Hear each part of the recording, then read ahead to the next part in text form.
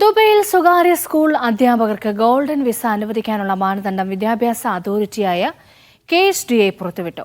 യോഗ്യരായ അധ്യാപകർക്ക് ഈ മാസം 15 മുതൽ അപേക്ഷ സമർപ്പിക്കാം.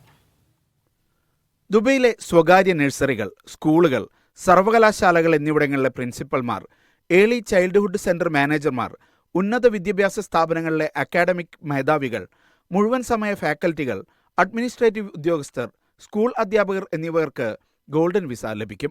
എല്ലാ വർഷവും ഒക്ടോബർ പകുതി മുതൽ ഡിസംബർ പകുതി വരെ അധ്യാപകരെ വിദ്യാഭ്യാസ സ്ഥാപനങ്ങൾക്ക് നാമനിർദ്ദേശം ചെയ്യാം.